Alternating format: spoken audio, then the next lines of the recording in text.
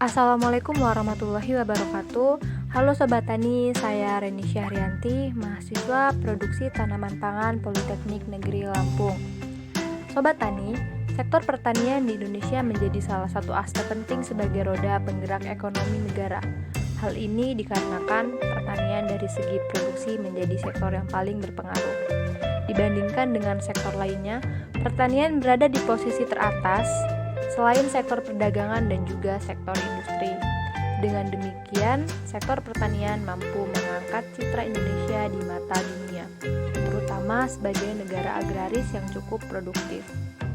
Akan tetapi, terdapat banyak faktor yang dapat menurunkan hasil produksi pertanian kita, yaitu serangan hama dan penyakit. Salah satunya yaitu hama wereng coklat.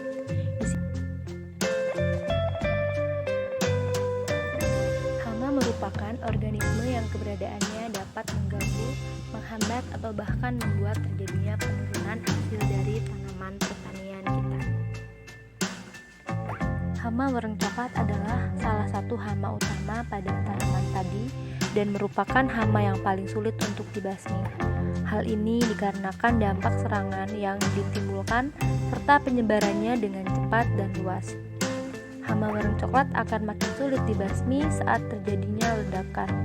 Ledakan wereng coklat dapat disebabkan oleh perubahan iklim. Dengan kondisi lembab atau tergenangi, maka hama wereng coklat akan cepat berkembang biak. Sobat Tani, tentunya kita semua sudah tidak asing lagi dengan hama wereng coklat. Hama ini merupakan jenis hama penghisap cairan tanaman.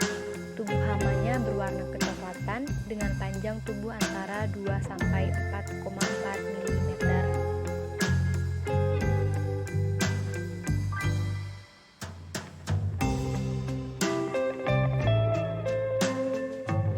Berikut ini merupakan klasifikasi dari wereng coklat atau Nilla parvata lugens. Nilla parvata lugens berasal dari kingdom Animalia, filum Arthropoda, kelas Insecta, ordo Homoptera, famili Delphacidae, genus Nilla parvata, dan spesies Nilla parvata lugens Stall. Di sini kita lihat ada siklus hidup dari wereng coklat.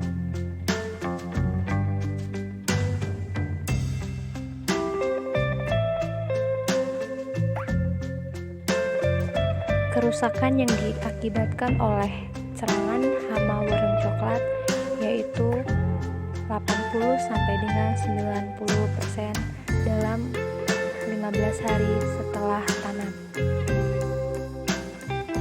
Siklus hidup hama wereng coklat berlangsung antara 23 sampai dengan 33 hari. Selama hidupnya, wereng dewasa dapat bertelur sebanyak 1000 butir dengan jumlah yang bisa menetas sekitar 100 sampai dengan 600 butir, tergantung kondisi lingkungan. Wereng dewasa meletakkan telur di sisipan rongga pelepah daun.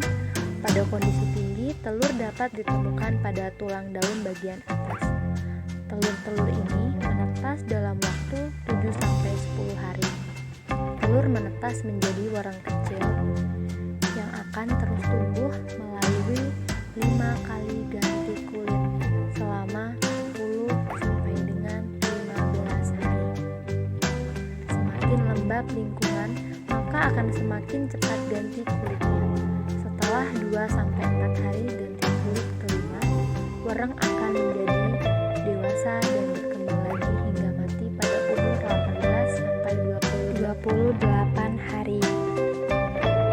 Gejala serangan wereng coklat. Wereng coklat menyerang tanaman padi pada saat memasuki stadia pertumbuhan, yaitu tanaman muda hingga memasuki fase keluarnya malai. Wereng menyerang pada semua stadia pertumbuhan padi dengan cara menghisap cairan tanaman. Terdapat 2 kerusakan yang diakibatkan oleh wereng coklat ini, yaitu kerusakan secara langsung dan kerusakan tidak secara langsung. Gejala yang diakibatkan kerusakan secara langsung yaitu daunnya berwarna coklat dan mengering, sehingga pertumbuhannya pun akan terhambat. Selain itu, tanaman padi seperti terbakar atau yang disebut hopper bun. yang diakibatkan oleh cairan pada batang tanaman yang dihisap oleh wareng coklat. Sedangkan gejala yang diakibatkan kerusakannya secara tidak langsung yaitu menyebabkan penyakit kerdil rumput, terjadinya hambatan dalam pertumbuhan tanaman padi secara keseluruhan. Maka akibatnya potensi tanaman padi untuk tumbuh tinggi secara optimal tidak akan tercapai, sehingga malainya itu tidak akan keluar.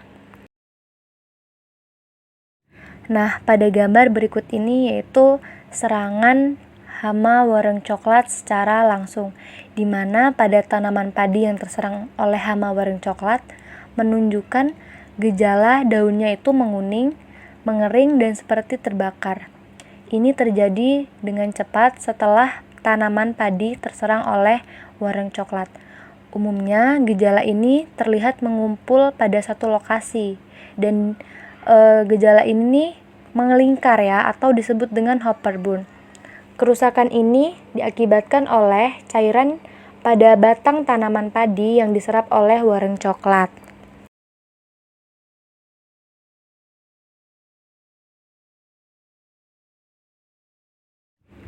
Nah, pada gambar ini yaitu adalah virus kerdil rumput. Ini disebabkan oleh serangan secara tidak langsung. Gejala pada tanaman padi yang terinfeksi oleh virus kerdil rumput akan menunjukkan gejala seperti penghambatan pertumbuhan, anakannya banyak, daunnya menjadi pendek, sempit, dan juga tumbuhnya tegak serta berwarna hijau pucat atau kuning pucat. Seringkali pada daunnya terdapat bintik-bintik atau bercak-bercak coklat tua.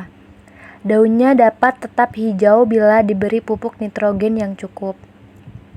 Terhambatnya pertumbuhan tergantung pada umur tanaman pada waktu terinfeksi.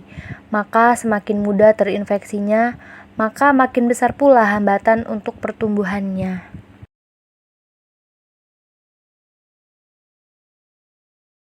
Sebelum kita bahas bagaimana cara pengendalian hama wareng coklat, kita sudah memperhatikan dari video sebelumnya, yaitu dari pengertian hama, apa itu wareng coklat, klasifikasi dari wareng coklat, lalu siklus hidup wareng coklat, serta gejala serangan wareng coklat. Dan yang terakhir ada cara mengatasi atau pengendalian hama wareng coklat.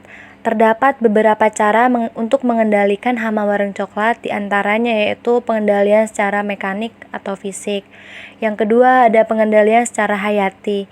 Dan yang terakhir ada pengendalian secara kimiawi. Pengendalian hama wareng coklat secara mekanik. Sebelumnya, apa sih pengendalian secara mekanik atau fisik? Pengendalian secara mekanis yaitu tindakan mematikan hama secara langsung dengan menggunakan tangan atau alat. Sedangkan untuk pengendalian fisik yaitu merupakan usaha dengan menggunakan atau mengubah faktor lingkungan fisik sedemikian rupa sehingga dapat mematikan atau menurunkan populasi hama yang ditunjukkan khusus untuk membunuh hama. Pengendalian secara mekanik dan fisik yang dapat dilakukan yang pertama yaitu bersihkan gulma dari sawah dan areal sekitarnya.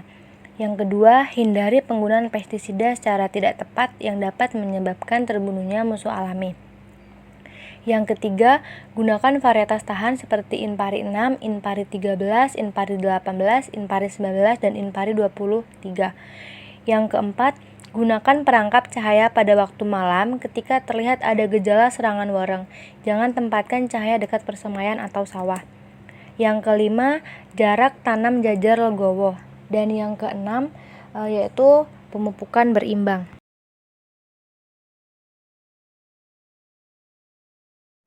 Selanjutnya yaitu pengendalian hayati. Yang dapat dilakukan yaitu yang pertama, apabila musuh alami lebih banyak jumlahnya dibandingkan dengan wareng coklat, maka risiko ledakan serangannya pun kecil. Musuh alami wareng coklat yaitu termasuk dari laba-laba, kumbang tanah, Paedorus, dan beberapa jenis parasitoid telur. Yang kedua yaitu dengan pemanfaatan agen hayati cendawan patogen seperti Deauvera sp, Metarhizium anisoptiae, dan juga Verticillium. Yang ketiga yaitu pengendalian secara kimiawi. Ini dilakukan apabila sudah tidak bisa menekan hama warna coklat, maka perlu dilakukan pengendalian secara kimiawi. Ini dilakukan yaitu dengan menggunakan insektisida dengan bahan aktif bupropizain, BPMC, dan imidacloprid. Penggunaan insektisida yang tidak sesuai akan mengganggu keseimbangan alami karena terbunuhnya musuh alami warang, dapat menyebabkan resurgensi atau ledakan serangan hama. Sebelum menggunakan pestisida, hubungi petugas perlindungan tanaman atau penyuluh untuk mendapatkan saran dan petunjuk. Baca petunjuk yang tertera di label dengan teliti setiap sebelum penggunaan pestisida.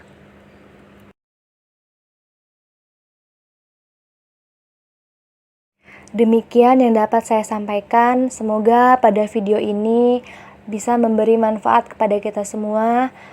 Kurang lebihnya saya memohon maaf apabila terdapat banyak kesalahan seperti cara penyampaian, cara berbicara saya, karena di sini juga saya dalam proses belajar. Semoga kita semua bisa terus belajar dan belajar lagi untuk meraih ilmu yang lebih tinggi dan lebih banyak. Saya akhiri. Wabillahi taufiq wal hidayah. Wassalamualaikum warahmatullahi wabarakatuh. Salam pertanian.